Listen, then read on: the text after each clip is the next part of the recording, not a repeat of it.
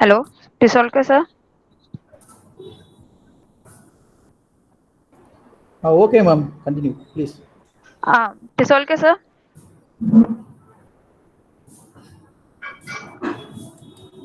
Sir. Yes, madam. Ma'am, I'm going to start right now. Yeah. One minute. Anna. Yes, madam, you can start. Yeah, okay. Good morning to all the participants.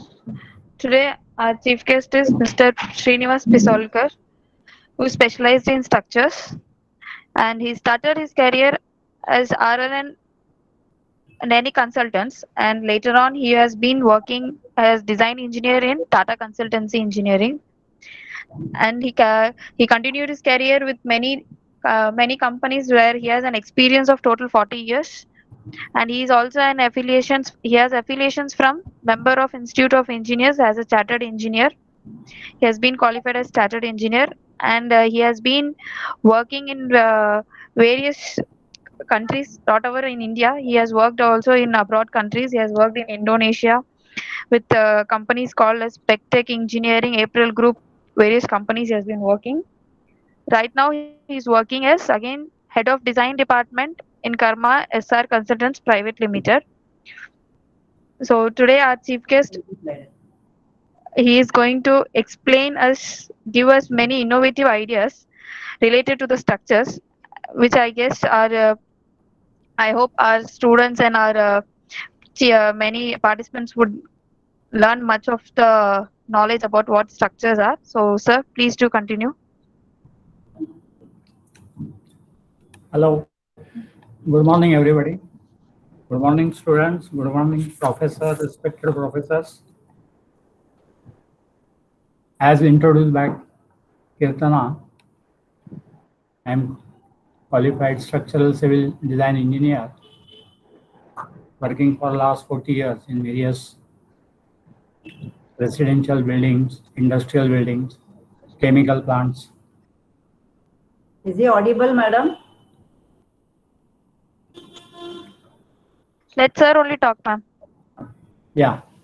So actually, I had been thinking of this type of building where we will have no foundations or with minimum number of foundations. So this type of idea just struck me 2 years back, and I have been thinking about this concept. So after thinking, whenever I used to find time, and one day I suddenly realized that I should share this idea with my friends, with my colleagues, so that if not me, somebody else will think in more detail and try to undertake some sort of research and R&D and may come out with some idea where we will have no foundations, or we can able to reduce the foundation size, foundation numbers in the building. So with that objective in mind, then I was offered this opportunity to present something about innovative structures. When I talked to Kirtana, I decided to put my efforts in this writing, and whatever I could think, I have just written down, and I'm trying to share with you. I hope we will enjoy this, my talk, and we'll able to take this subject forward in our life whenever we find time, whenever we get the opportunity. So I will start with my first slide. It is titled as Innovative Structures Building Without Foundations or with Minimum Numbers of Sizes and Sizes of Foundation. As I told you, this is a very innovative concept. It may be impractical concept, Because many friends just ruled out this idea. They said, no, this is not possible. You are thinking something imaginary. I said, yes, I agree with you. This is a strange concept and also very challenging concept. It requires engineering challenge. Difficult to digest the concept. Nobody is able to digest this type of concept because without foundation, no building can stand. I also agree with this. So this is concept is against the nature of law of gravity because all loads must go down. So, and this is a subject where you require to undertake a lot of research and study. I will move to second slide. This second slide talks about nature and basic loads on buildings. We know as an engineer that buildings are subjected to loads depending on function of building, like residential building, commercial building. There are dead load, live loads. Then high-rise buildings are also subjected to tremendous wind load, earthquake load. Dead load of the building act generally vertically downward. Live load of the building also act vertically downwards. Wind load on the building generally act in horizontal X or Y direction. Similarly, earthquake load also, major earthquake load acts in horizontal X and Y direction. I will go to now third slide. Magnitude of basic loads. Dead load depends on physical properties, size, density of the material. Live load of the structure depends on use of building, whether it is residential building, commercial building, factory building. Wind load depends on building geographical location, where the building is located. If the building is near the seashore, it is going to subject more wind load. If it is in the interior, it will have less wind load. It also depends on dimensions. What are the plant dimensions? What is the height of the building? Also, it depends on openings. How many openings, what type of opening, what is the percentage of opening. Next is earthquake load. It depends on mass and weight of the building. More the mass, more the magnitude of earthquake load. Similarly, it depends on geographical location of the building. If it is in higher seismic zone, it will have more earthquake load. Similarly, it depends on foundations, soil, type of soil. If soil is relatively good, then in the same zone, seismic zone, you will have lesser earthquake force. If the soil is weak, then proportionately percentage of seismic force will be more. So these are the basic loads acting on the building. Next slide. In this slide, I am talking about how the load transfer in conventional building take place. All vertical loads are transferred from slab to beam, then beam to column, and then column to footing. These are basically vertical axial loads. Similarly, all horizontal loads are transferred from slab to beam, then to columns, and then to footings as horizontal shear in X and Y direction. Because of these horizontal forces, there is a transfer of moments along X and Y direction to the footing. Thus, finally, all loads are transferred from column to the footing. And from footing, the load is subjected to transfer to soil. So that is how we design the normal foundations. Now, next slide talks about load transfer concept in innovative building. Now, in innovative building also, the load transfer takes place in a similar manner. Vertical load is transferred through building elements from slab to beam, from beam to column. vertical loads from columns, it's transferred to pair of arch elements. Now here what I thought, suppose the load transfer to the column is neutralized by some system of building elements so that they make the resultant load on column becomes 0. Now whatever load is transferred from column to soil, we design the foundation for that load. Now if we try to reduce that load which is getting transferred from column to soil, then we will require less footing area. So theoretically, by way of introducing some arch elements, normal arch, inverted arch, and we try to reduce the load on column. Theoretically, we try to make it 0. So in that case, you will require 0 foundation area. So basically, concept of this innovative building is providing some sort of configuration of geometrical configuration of arch members to the columns so that vertical load on column is neutralized by these arch elements in the form of compression and tension, and load on column which is going to transfer to soil will be reduced to 0. Now this is about vertical load. What about horizontal load? If building is very high, then horizontal load is also there. So horizontal load can be transferred to the building elements from slab to beam, beam to column. And then again this horizontal load from the columns is transferred to the pair of arch elements. One is normal arch while another is inverted arch. So by this system of arch elements, one is normal, another is inverted, we can try to neutralize these horizontal loads which are acting on the column.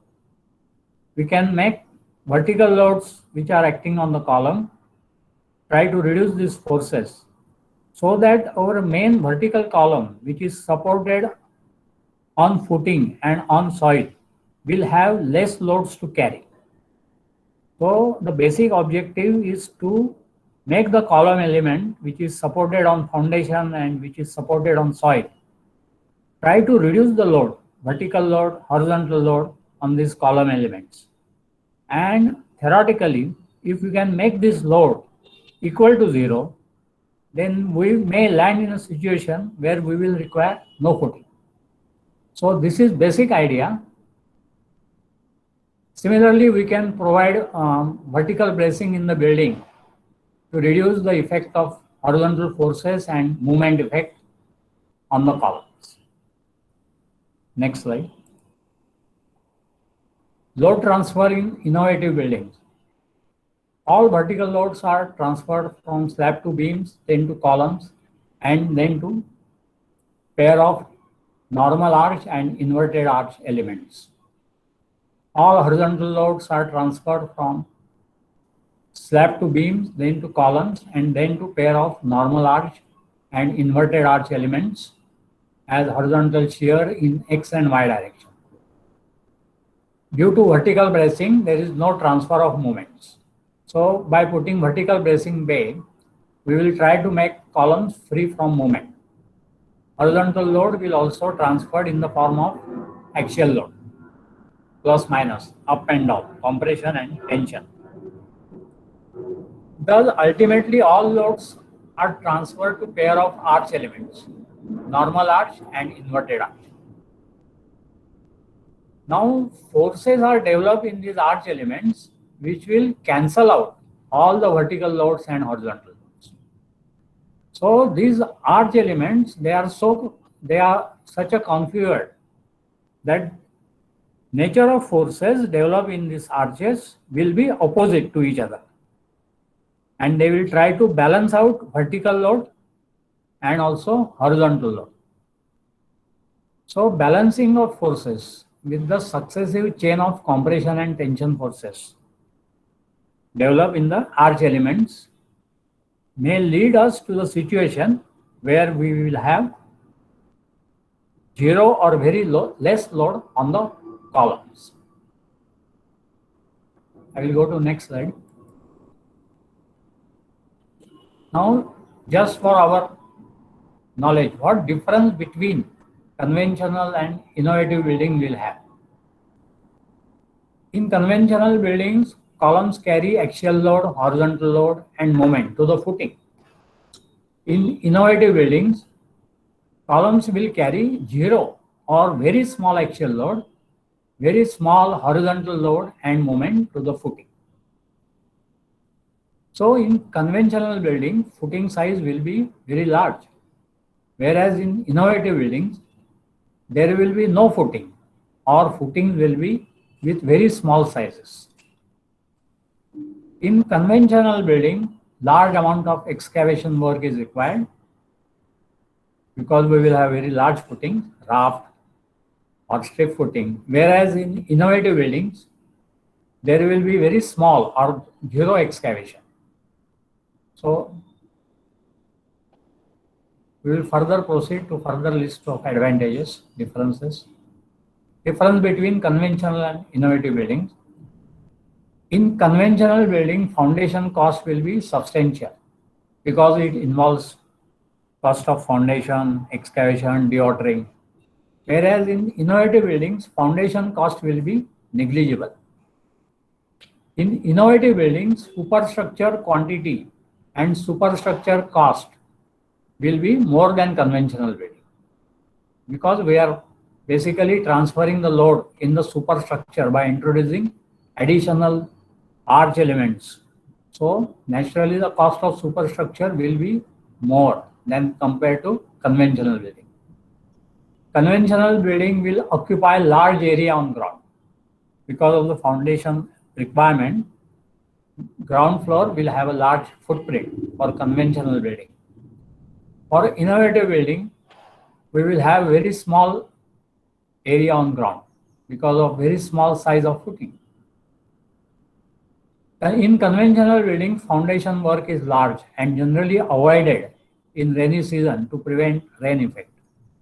We must have seen that foundation work generally for all buildings is undertaken only in dry season so that we can avoid dewatering and other water flooding problems. But in innovative buildings, since there will be no or very less foundation work, in rainy season also we can start the building construction work. Now I will go to next slide. I am still continuing with differences between conventional and innovative buildings. Conventional buildings suffer from the hazards of deep excavation and dewatering requirements. You must have seen many times soil is not good, so we have to excavate deep, say 3 meter, 4 meter, 5 meter, or even go for a basement and put a slab underground. So it involves a lot of deep excavation. Innovative buildings will not suffer from the hazards of deep excavation and dewatering requirements. It is very difficult to build a conventional building in densely populated area, whereas innovative buildings can be built in densely populated areas without much complication issues. Conventional buildings can cause damage to the nearby underground utilities such as water pipes, cables, sewer lines. Innovative structures will not face such problems. Many times we start the building which is very close to the nearby building, and if we want to go deep for the foundation, we have to provide temporary sheet piling to protect the adjacent buildings. Then while making foundation excavations, lot of noise, nuisance is created, and people in the surrounding area, building surrounding areas receive vibrations. So all these problems we can reduce in innovative buildings because of our lesser foundation and lesser excavation work.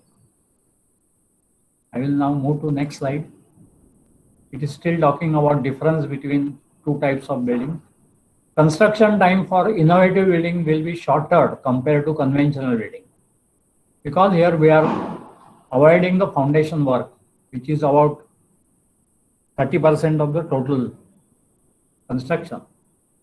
Construction cost for innovative buildings will be lesser compared to the conventional building. More engineering efforts will be required to undertake design engineering for innovative buildings compared to the conventional building. So this is the first point of concern.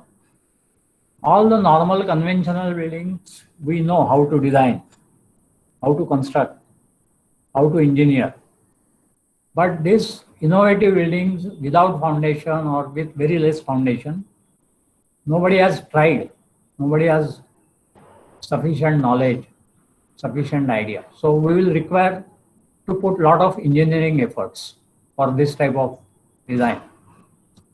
Conventional building design is very well proven, safe, while innovative building design is not proven. Lot of study, research and experimentation will be required, and that can offer scope for our engineering advancement. So this will give us opportunity to carry out research and development work and enhance our knowledge, enhance the application of civil engineering in the future generations. I will go to next slide. Now here I am talking about practical example of the innovative structure. I just try to study small building and how it can be done. So this is purely based on my imagination and concept. This is basically a concept I want to develop, which I am sharing with you. Now I selected commercial building because generally commercial buildings are typical. They have typical bay widths, typical column spacing. Now bay width is 6 meters in each direction. Number of bays are 2 in each direction. Overall size of the building is 12 meter by 12 meter. Number of floors are 3. There is no ground floor because I don't want to put any structure on the ground, below the ground. I have first floor, second floor, third floor, and of course a roof with RCC precast slab. Floor height I have provided 4 meters. I will go to next slide. All these presentation I have tried to put it in figures which will follow afterwards. So I will go to next slide. Now thickness of precast concrete slab I have assumed 200 meter. I want to provide topping of RCC cast in situ slab over the precast slab, which I assume 100 millimeter. Number of columns are 9. Made up of hollow box structural steel sections. Size of columns is 450 mm square hollow box. Thickness can be 10 millimeter. Floor beams I have assumed as a hollow structural steel box sections. Spacing of floor beams I have assumed as a 2 meter center to center. Size of beams I have considered rectangular hollow, 300 mm width, 450 millimeter depth. Member thickness can be 10 mm. Load balancing members I have assumed as these arch members. These arch members can be suitably designed based on magnitude of load, direction of load, compression or tension member. I will go to next slide now. Components of the innovative structure. Components of innovative structures, they consist of columns, beams, slabs. There will be external concrete block walls, internal partition walls using lightweight material, waterproofing on roof. So most of the elements will be like a normal conventional building. Only addition will be load balancing arch members, normal arch members and inverted arch members. There will be parapet walls. I have provided plinth beams and footings if required, because this will be a subject of further study. So I have kept this option open. In case required, we can provide small footings and plinth beams. Footing and plinth beams may or may not be required based on the effectiveness of the design. I will go to next slide. Practical example of the innovative structure.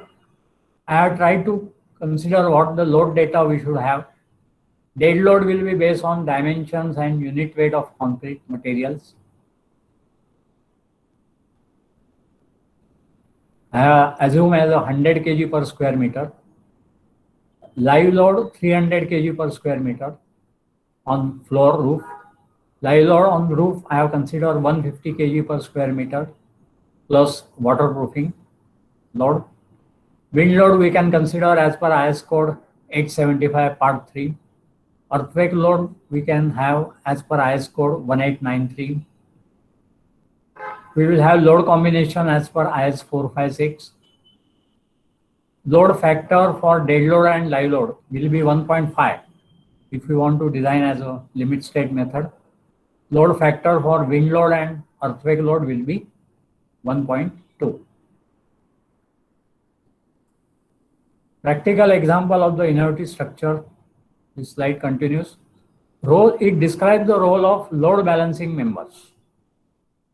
These members will be provided at bottom and top level of the building, below the first floor and above the roof.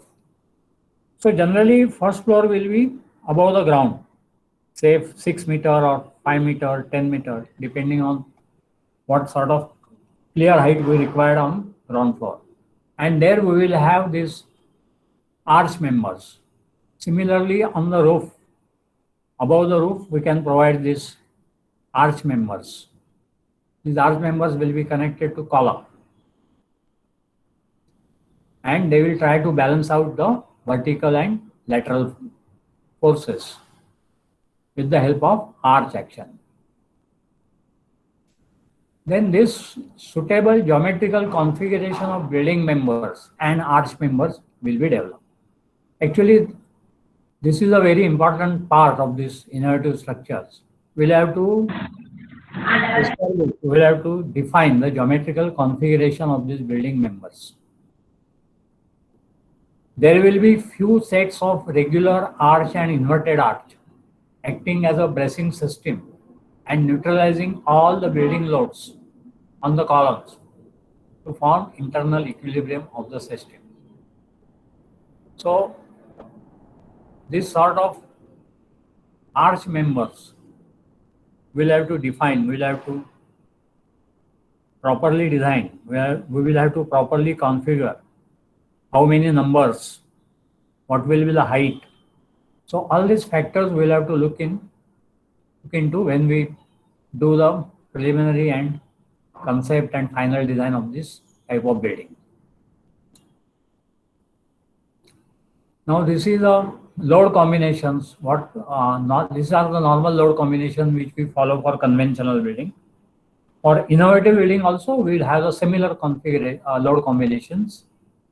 Dead load, live load, dead load, live load plus wind load, dead load, live load plus earthquake loads. We will have appropriate load combination factors like 1.5 dead load, 1.5 live load, 1.5 dead load, 1.5 live load, 1.2 times wind load, 1.5 times dead load, 1.5 times live load, 1.2 times earthquake load.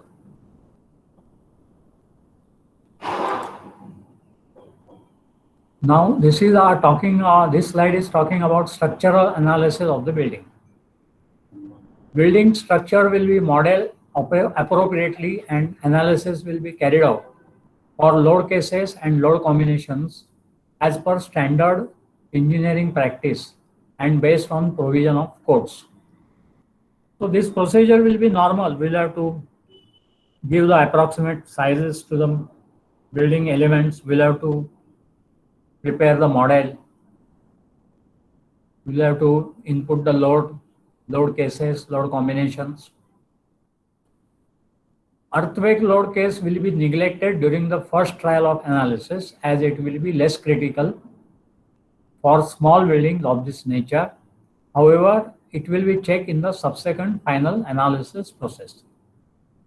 So to begin with, we can start with the building with only dead load and live load, which are basically vertical loads. And we will try very small building, say G+1 or G+2, where basically effect of vertical load will be more important than horizontal load. So I want to try this type of building for very small height, where vertical load is significant and wind load and earthquake loads are less significant, so that we can start with simple structures, and if we succeed to gain our objective, we can extend, we can enhance this application to higher level of structures, multi-story structures. So we can proceed step by step. We need not jump into more critical building to begin with. Then we will check the member stress values. We will check the overstressing, understressing of the member. We will check for member deflections, and we will verify member deflection with respect to allowable deflection as specified in code. Member size we can revise as required to have safe and optimal economical design. So we will try to follow all the steps. This is a practical example of the innovative structure. This slide continues. Design approach will need to be flexible and adaptable. This requirement is not fully ruled out if the structure gives errors and undergoes large deflections and become unstable and structurally inadequate. So basically, I am anticipating this type of problem. That structure, when we make the analysis, model analysis, there may be a lot of errors. There will be large deflections, instability will be there, inadequacy of structural may be there. So we have to be very flexible and patient in our design. We'll have to try a number of trials, and we may require few footings to minimize. So there may be a situation where we cannot avoid the footing. We will have to put the footing, but by reducing the loads on column, we can reduce the footing sizes. Under this situation, we may add a few more arch members to make the structure more redundant as an alternative option and reanalysis of the structure. We can put additional members, additional arch members, and we can try to develop some redundancy in the structure so that the structure will able to carry the loads and will give us sufficient safety. We may need to work out few more geometrical configuration, and it will be a trial and error method. We'll have to try something more than what we are anticipating now. We'll have to give more additional arch elements or some configuration so that structure is able to sustain all the loads. As a final solution, it may be needed to provide one or two foundations to stabilize the structure, but an attempt will be made to reduce the load on footing and optimal footing sizes will be provided. Okay, we'll go to next slide. Advantages. Now this is, we are talking about advantages of these innovative structures. By this time, you must have realized what will be the advantages, but I am just trying to summarize this for your ready reference. First is less work for foundation, hence construction activity can start during any part of the year, even during rainy season. This will be an innovative concept and can offer an opportunity for further study and research. This solution will reduce number of footings for the building and foundation work can be avoided or at least can be kept to the minimum. Beam columns can be pre-engineered items.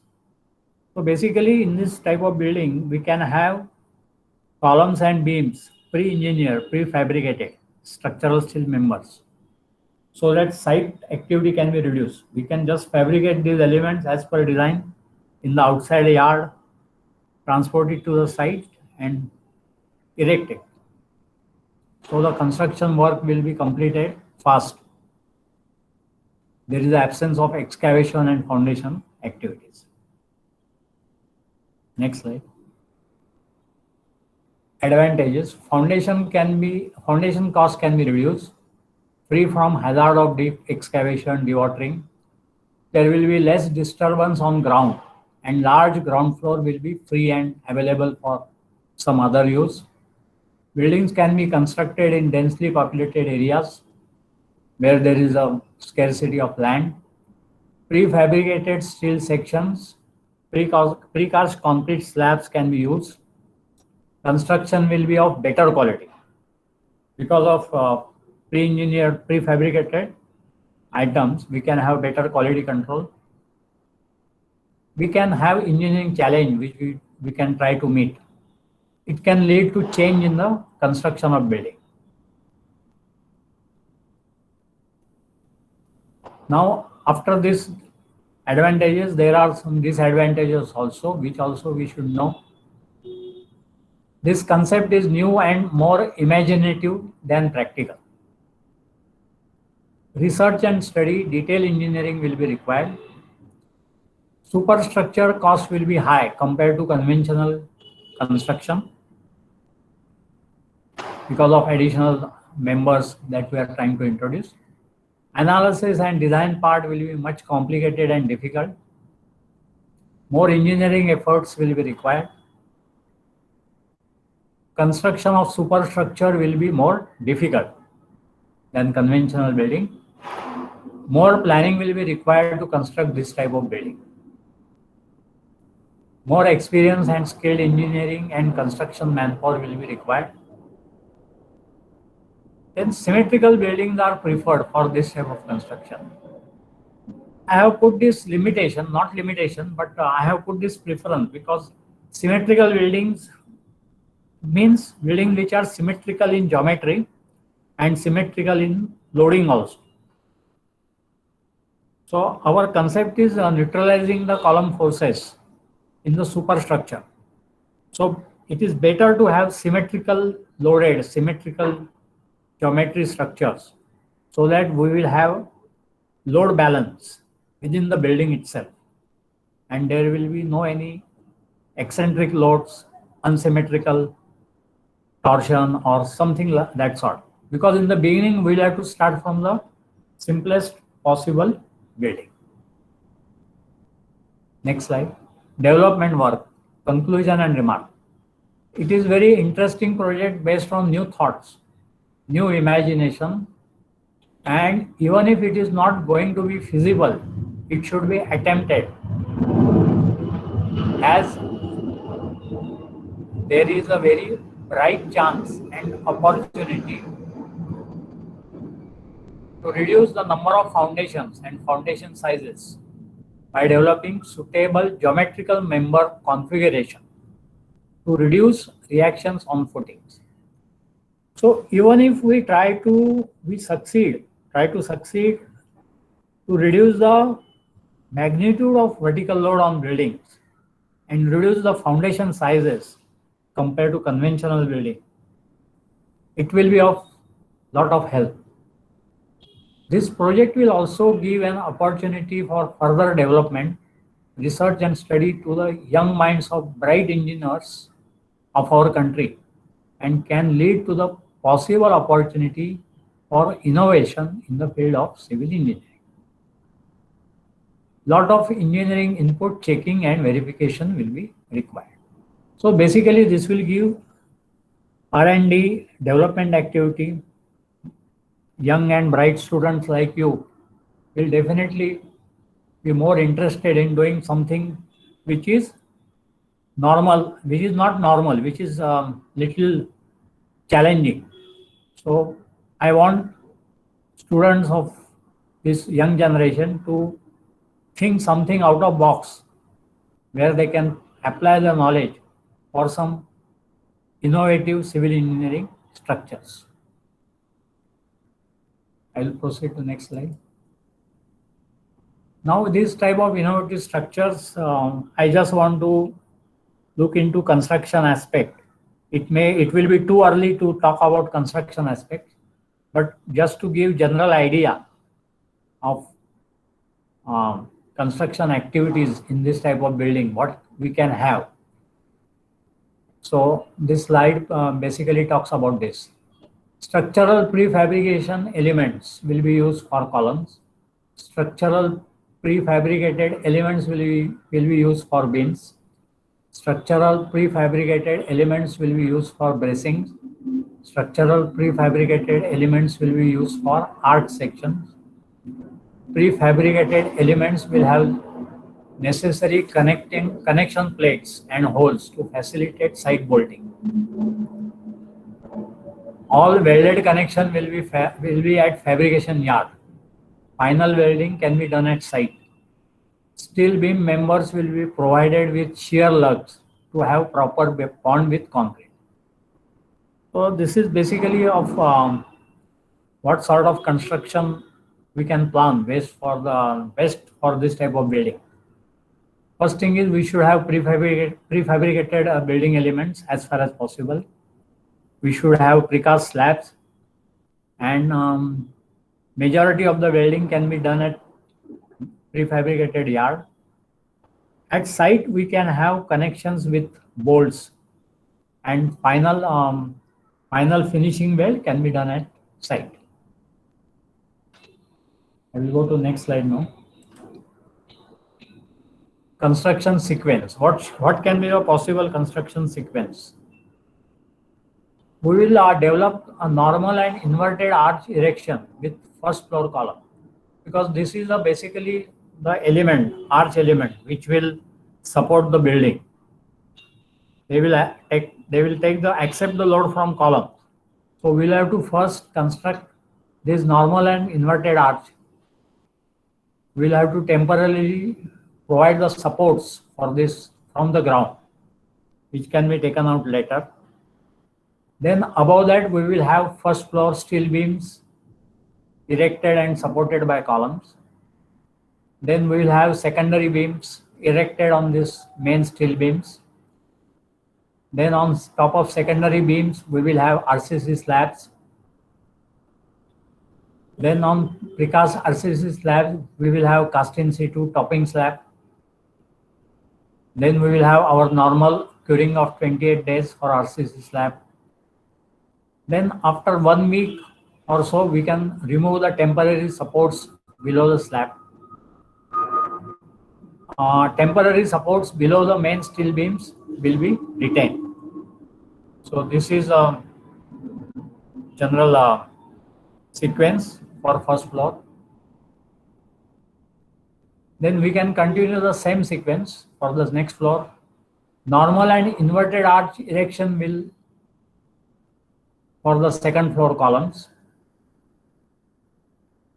Then temporary supports will be provided from first floor. Then we will go on second floor main steel members. Then second floor secondary steel beam members. Then we will have precast RCC slabs on the top of secondary steel beams, followed by topping RCC slab. Then we will have curing for second floor. Then after 1 week, we can take out temporary support slabs from the slab. Then temporary supports below the steel beams will be retained. Then this sequence will be repeated for third floor and terrace slab. We basically provide arch members above the terrace floor also to support lateral load, earthquake loads, along with bottom arch members. So this is basically a set of arch members which we want to construct at ground floor and at terrace floor, which will take all the vertical loads, all the horizontal loads by the way of compression and tension, and they will try to stabilize the structure in terms of loads without allowing any further load on columns or very small load to the columns, which can be supported from very small footing size. I will go to next slide. Conclusion and remark. Conclusion and remark. Way forward. This slide basically talks about what we can do forward now in our next step. It is very interesting project based on new thoughts, new imagination. I think I have said this earlier also. It should be attempted as there is a bright chance and opportunity to reduce the number of foundations and foundation sizes by developing suitable geometrical member configuration, reduce the reaction on footing. So the whole purpose is to reduce the reactions on footing. This project will give opportunity for research and study. Lot of studies is required, trial and error method, preparing physical model and checking the behavior of the structure. Then now I have put some figures. Figure 1, I have tried to draw conventional building along with their columns and foundation. Figure 2, I have tried to exhibit innovative building, column and arch members. Figure 3 gives a typical floor of slab layout plan. Figure 4 is giving section details. Figure 5 is giving elevation of the building. Figure 6 is talking about how to attain equilibrium of forces. Bottom structure, and figure 7, top structure, equilibrium of forces. Now I will go to next slide, which gives figures. Yeah, this is a typical foundation structure. This is for conventional building. If we want to do this conventional building, 6 meter by 6 meter with columns and normal footing, I assume 2.5 meter by 2.5 meter as a square footing. Typical foundation plan for conventional building. Now this figure 2, it indicates basically columns with vertical bracing. I want to put some sets of vertical bracing so that building columns are free from any moment effect due to lateral loads. I will go to next slide now. This is a basically typical floor plan. These are all 9 columns, and these are the precast slab elements. These are the columns, and these are S1, S2 is a system of beams. S1 is a main beam, S2 is a secondary beam. This is a typical floor slab layout plan, figure 3. This beam spacing is about 2 meters in each direction. Now I describe this figure 4. Here I have tried to draw this elevation. These are basically columns. These are the floors. These are the vertical bracing bay. This is a ground floor.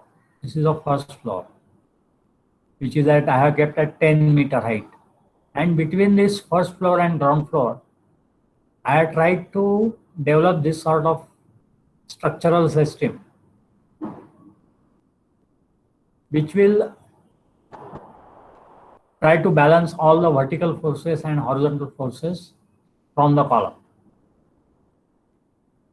So my basic intention, even if I continue this column, I take this column up to ground, then load on this element will be very small or very negligible, so that I can have very small footing size. Ideally, I want this system as a self-equilibrium. I want to introduce these arch members at this level. Similarly, I want to introduce some arch members, normal arch and inverted arch, above the terrace floor. So this sort of system, like a box, which will give stability and strength to carry vertical loads and horizontal loads. So this is the elevation. Now I go to next slide. In this figure, I am trying to explain how these forces will be transferred from column to arch members and how the system of equilibrium will be formed. Now this is a figure 6. This is a bottom structure. See, this is a column 1, 2, 3. The column load is acting in the downward direction. Now you see these arch members. If you see the forces developed in these arch members, they are such that these two forces, when you take the vertical component of these forces, they will balance this force. And their horizontal component will cancel out themselves. This horizontal in plus direction, this horizontal in minus direction. Whereas for vertical load, they will add and they will try to balance this column vertical force. Similar thing will happen at this end also.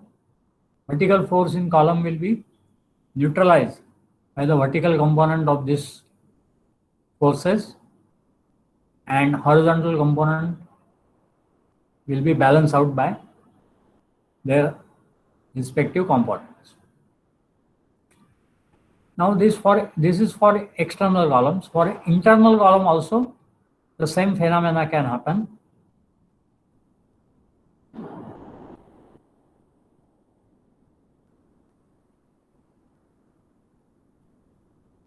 Vertical force will be balanced by this vertical components, and horizontal components will balance out themselves. You can see this is also arch system I tried to develop inside. So this vertical force will be balanced by this.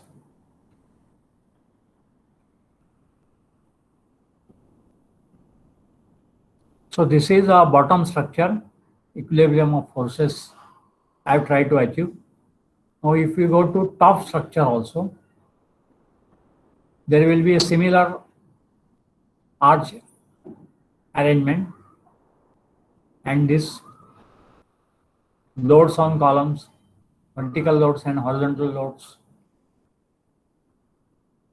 will be neutralized by this arch.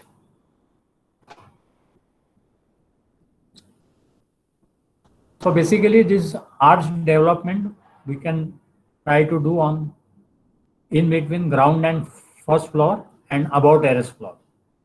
So operation requirement of the building is not disturbed and structural stability can be achieved.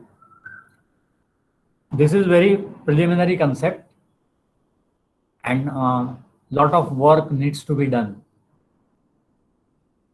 So this is just a first step towards the output, if at all it has to come. So this is a basic equilibrium of forces concept, which will require a lot of checking, verification, reanalysis, and rechecking. I will go to next slide now. This is our conventional building, column and footing, where we go for column is subjected to vertical load, horizontal load, moment. Then we design this column footing for this vertical load moment. Now, in innovative type of structure, this is my vertical load, this is column, and these are the arch elements which I have tried to generate. And these arch elements will neutralize this vertical force. So even if I provide this type of footing here, this vertical force which is transferred to footing will be very small or zero because of these arch members which I have tried to introduce above this column somewhere here. So finally the vertical load which is transferred to this part will be zero or very close to the zero. And I will require footing of very small size. So you imagine this figure 8, I have kept it here. And this column element I have modified with this structural arch members, which will take majority of this vertical load in the superstructure itself, in between ground and first floor. So the load which is coming here on this part of the column and this footing is very small. Theoretically, ideally, I want zero. This V becomes zero. But even if it is reduced by 50%, 60%, 70%, by means of introducing this type of structural arrangement in the superstructure, I will able to reduce the footing sizes. So that is a basic objective of this preliminary work, preliminary imagination I have thought of. I go to next slide. This is a section view I have tried to develop. These are the steel beams, S1 main beams, over which these secondary beams will be provided. Then over this precast slab and RCC topping. So this is basically a floor arrangement. This is also a similar thing. This main steel beam we can connect to the main column, steel column. These are secondary beams, precast slab, RCC slab. So this will be a very typical composite type of construction. Steel column, steel beam, and precast RCC slab and cast in situ topping. I will go to next slide. Now this is a typical foundation plan of a structure. So this is what I want to achieve with this project. So I have tried to put these columns and I have tried to put these footings. If you see this footing size, footings are very small.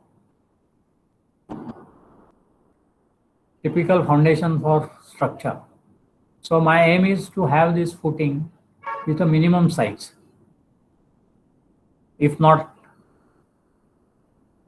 zero, this footing size should be minimum so that I can construct my building with very small excavation with very small foundation cost. And major work will be in the superstructure in the form of steel arch members which will try to neutralize column forces. I will go to next slide now. Here I have tried to do some sample calculations. I have tried to work out the small load. This is a manual calculation which I did to verify what is the logic, whether I am thinking in correct way. Is like a self-checking my concept. So I have tried to find out the loads on columns. I have selected external grid where the influence area is 18 square meter. I assume self-weight of structure as 100 kg per square meter. Dead weight of the precast slab 500 kg per square meter. Dead weight of cast in situ and topping slab, I assume 100 mm thickness, so 250 kg per square meter. Total dead load is about 850 kg per square meter. Live load I have considered 300, so total dead load and live load, it comes to about 1.15. Then load on column, with this load and with this influence area, load on column is about 20.7 ton. I also tried to calculate external wall load on column, which is about 11 ton. So total load on column is about 32 ton for each floor.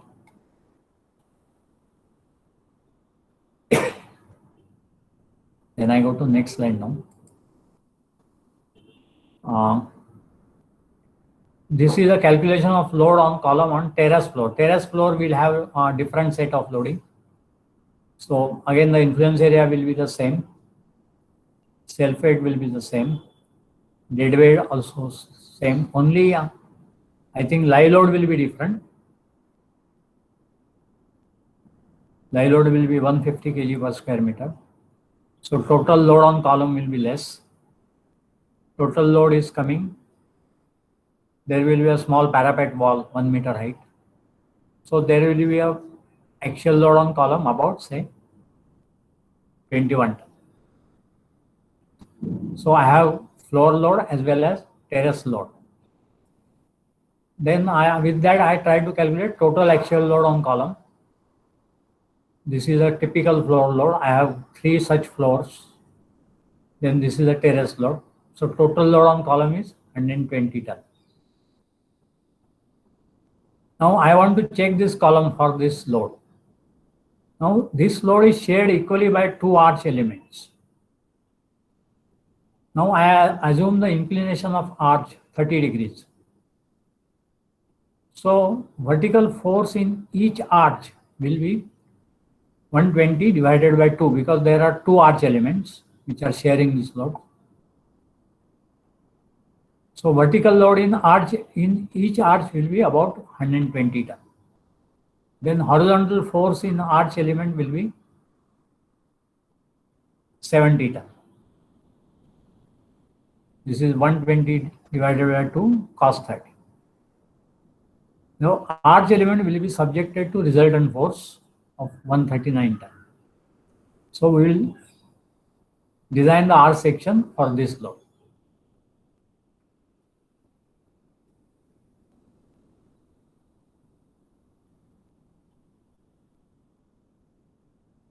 So axial load on column is 120 ton. I assume 450, 10 thick hollow section, which gives me area of 170 centimeters square. So I have tried to calculate axial stress in column. I have multiplied here by 1.5 as a load factor. So I get a stress of 1057 kg per cm square. I am assuming allowable axial stress at 1500. So I am getting stress ratio of 0.7, which is less than 1. Hence my column size seems to be okay. As we go up, load on column will get reduced. But for simplicity, I assume the same column size for first and second floor. Ideally, we can reduce the column size suitably as we go up. So now I move further. Now in this slide, I am trying to check the arch section. Axial load in 139 ton. I assume arch 400 by 400 by 10 thick. So axial stress is about 1300 kg per cm square. Allowable axial stress is 1500. So I am getting stress ratio of 0.87, which is less than 1 and seems to be okay. So I am providing same arch size on first and second floor. As we go above second floor, arch size we can reduce. So this is a simple calculation for arch element.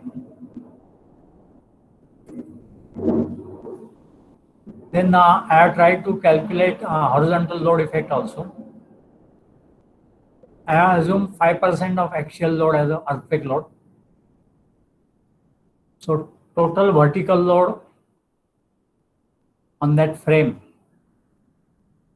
is about 240 ton.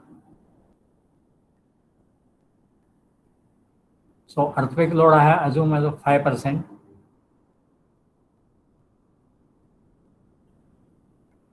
So this is about 12 ton. Then I have also calculated wind load, which is about 8.7 ton. So I have considered design force as a 12 ton. And this is equally shared by top and bottom arch. So 6 ton is a horizontal force in each arch element. This will produce additional stress in column, but is very small and hence the effect is neglected.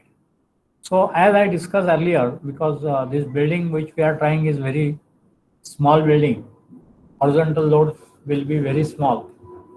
Horizontal loads will be not significant. So basically this horizontal load effect is being neglected for this type of building in the beginning of this project. I will go to next slide. This is a list of codes and references. This IS 456 for concrete RCC work for design purpose, IS 875 for loading purpose, IS 800 for structural steel design, IS 1893 for earthquake.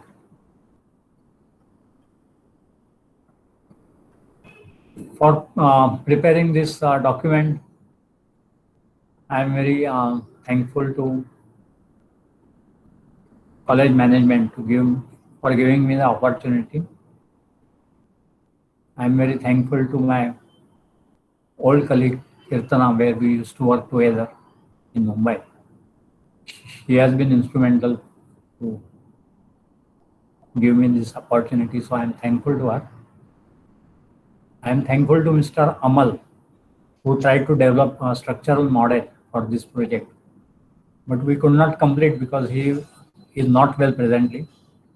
So, but he will join me and will help me in the efforts of further engineering. So I am thankful to him. He is my Umakant Pradhan, he is my friend. He has helped me to prepare these drawings and sketches. And Atharva Pisholkar is my son. He is also young graduate engineer. He is also taking interest and helping me in this project. So with this, I think I have finished my presentation. If you want any other clarification, any doubts, I will able to answer with the best of my knowledge and best of my ability. Thank you. Yes, sir. Thank you so much. Anybody having any doubts and queries, please to proceed. If you're having any questionnaire sessions, if you have any questions or any doubts regarding this today's topic,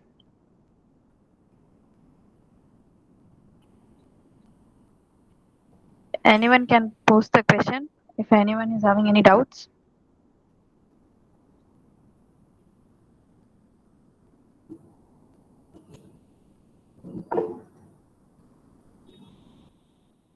Okay, then today's webinar on innovative structures, buildings without foundations or with minimum number and sizes of the foundations have been very innovative.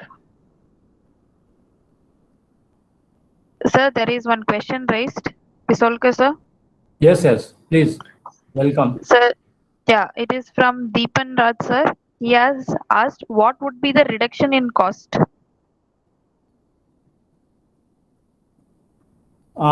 Reduction in cost will be there, but at this stage, frankly, I am not able to highlight it. It will depend on type of structure.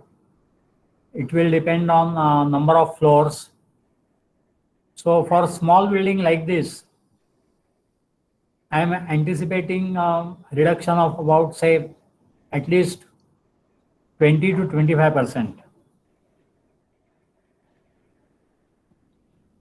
Okay, sir.